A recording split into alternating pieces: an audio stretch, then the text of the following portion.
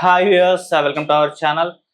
Recent గా చిన్నజీఆర్ స్వామి గారు అమరావతి రాజధానికి సంబంధించి కొన్ని వ్యాఖ్యలు చేయడం అయితే జరిగింది. అది ఇప్పుడు విపరీతంగా కూడా వైరల్ అవుతుంది. మరి ఏంటి ఆ వ్యాఖ్యలు, వాటిని ఏ విధంగా అర్థం చేసుకోవాలి? ఇప్పుడు దీనికి సంబంధించి డిస్కస్ చేయడానికి ప్రజెంట్ మనతో పాటు సీనియర్ జర్నలిస్ట్ దుర్గవడ్లమణి గారు ఉన్నారు. వారిని తెలుసుకునే ప్రయత్నం చేద్దాం.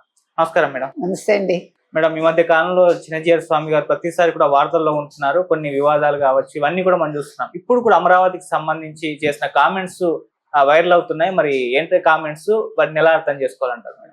అంటే ఇవాళ అమరావతి దగ్గర తాడేపల్లి ఉంది కదా, తాడేపల్లి మండలం, అక్కడ విజయకీలాద్రి అని ఒక కొండ ఉంది. ఆ కొండ మీద ఆల్రెడీ ఒక ఆంజనేయ స్వామి గుడి ఉంది. అయితే ఎలక్షన్స్ ముందు అనుకుంటా మీకు 3 రాజధానుల కోసం, అది ఎగ్జాక్ట్ పీరియడ్ నాకు గుర్తులేదు, ఇయర్ గుర్తులేదు, వీళ్ళు దాన్ని ఒక క్రీస్తుకు సంబంధించిన ఒక కొండగా మార్చాలనుకున్నారు.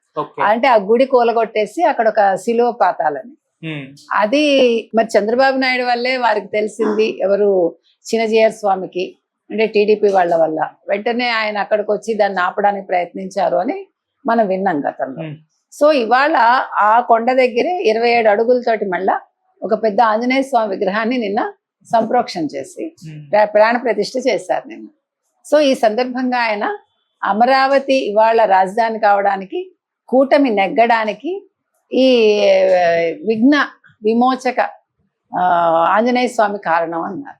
అంటే విఘ్నాలను తొలగించి, అంటే వైసీపీ నుంచి విమోచనం కలిగించాడు ఆంధ్రప్రదేశ్ అన్న ఒక అర్థంలో ఆయన చెప్పటం జరిగింది.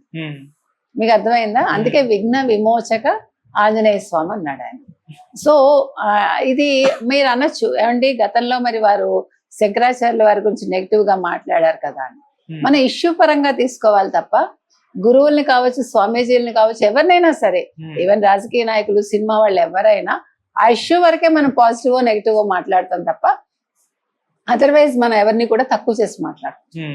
అది ఎవరైనా సరే, మామూలు మనిషినైనా సరే, అంటే మన ఇష్యూ వరకే మనం కమెంట్ చేస్తాం. సో ఆయన ఆదిశంకర్ల గురించి మాట్లాడారు, మనం దాని మీద రిటార్ట్ ఇచ్చాం, అయిపోయింది అక్కడితో. ఇవాళ ఆయన మంచిగానే మాట్లాడారు, ఆయన నెగిటివ్ మాట్లాడలేదు.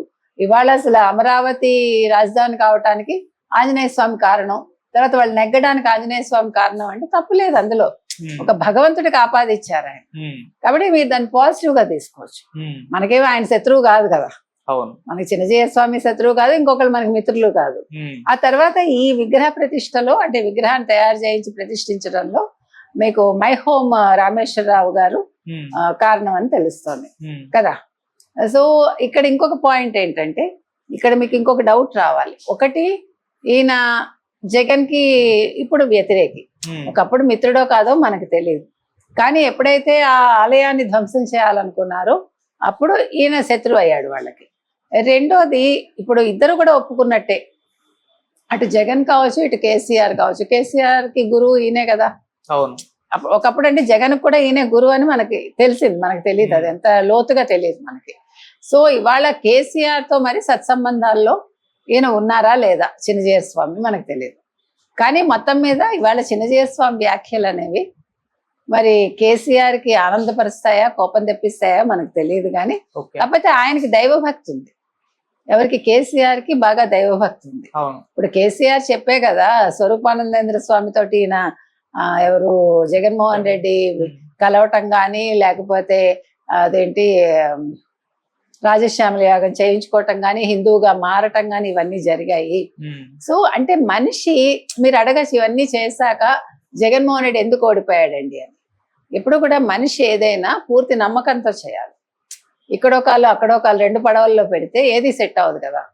ఫస్ట్ నమ్మాడు, తర్వాత ఆయనకు అన్ని అనుకూలంగా కలిసి వచ్చాయి. తల్లి చెల్లి, నారాసుర రక్త చరిత్ర, అదేంటి కోడికత్తి, తర్వాత బాబాయ్ హత్య, ఇట్లా అన్ని అంశాలు కలిసి వచ్చినట్టుగానే ఆయనకి స్వరూపానంద స్వామి చేసిన యాగం కూడా కలిసి వచ్చింది. కానీ 24కి వచ్చేసరికి ఆయన చేసిన తప్పిదాలన్నీ కూడా ఆయన ఒక నెగిటివ్ లో తోసేసాయి. తోసాక ఆయన ఏది కూడా సంపూర్తిగా చేయలేదు. మీరు కనుక చూస్తే ఒక ఏమంటారు, తిరుమల సెట్ వేయించుకున్నారు, ఆయన తీర్థం తీసుకోలేదు, ప్రసాదం తీసుకోలేదు, అంటే అయిష్టతతో చేశారు. సో అది నెగిటివ్ కొడుతుంది, అది నేను చెప్పచ్చు. ఇప్పుడు ఈయననే కాదు, మనమైనా సరే, మీరు మనస్ఫూర్తిగా ఒక మందు వేసుకుంటారండి, ఆ మందు ఎప్పుడు పట్టిస్తుంది? మీరు దాన్ని నమ్మి, ఆ డాక్టర్ని నమ్మి అది మట్టే ఇవ్వచ్చు, మీకు తెలియదు, కానీ మీరు నమ్మకంతో వేసుకుంటే అది పట్టిస్తుంది కదా, అట్లా జరిగింది. సో మొత్తానికి ఇవాళ ఈ విఘ్న విమోచక ఆంజనేయ స్వామి వల్ల అక్కడ జగన్ ఓడిపోయాడు. ఎందుకంటే ఆయన ఆ గుడిని ధ్వంసం చేయాలనుకున్నారు కాబట్టి. చంద్రబాబు నాయుడు వల్ల అక్కడ ఆ గుడి నిలబడింది, కొత్తగా ఒక విగ్రహాన్ని ప్రతిష్ఠించారు నిన్న. రెండోది ఇవాళ ఆ కూటమి నెగ్గటానికి ఈ స్వామి అనుగ్రహం అని వారు చెప్పడం జరిగింది. సో ఇంక మీద అంటే ఎవరికైనా విఘ్నాలు వస్తే ఈ కొండకి వెళ్ళండి, ఈ విజయకీలాద్రి అనుకుంటా దాని పేరు కదా, ఆ కొండకి వెళ్ళమని ఆయన చెప్పడం జరుగుతుంది. సో ఏది ఏమైనా మనం పాజిటివ్ గా తీసుకోవాలని నేను అంటాను. దీనిపైన మరి వైసీపీ వాళ్ళు ఏమన్నా రియాక్ట్ అయ్యే అవకాశం ఉండొచ్చు, రేపు తెలుస్తుంది మనకి. దాని మీద ఖచ్చితంగా అవుతారు వాళ్ళు. ఎలా రియాక్ట్ అయ్యే అవకాశం? పాజిటివ్ డెఫినెట్ గా నెగిటివ్ గానే అవుతారు, పాజిటివ్ గా ఎలా అవుతారండి కదా. ఇప్పుడు మిమ్మల్ని పొగిడితే మీకు ఆనందంగా ఉంటుంది, తెగిడితే ఏం చేస్తారు, 4 మాట్లాడతారు. సో ఆ మాటలు ఏంటి అనేది రేపిందాం.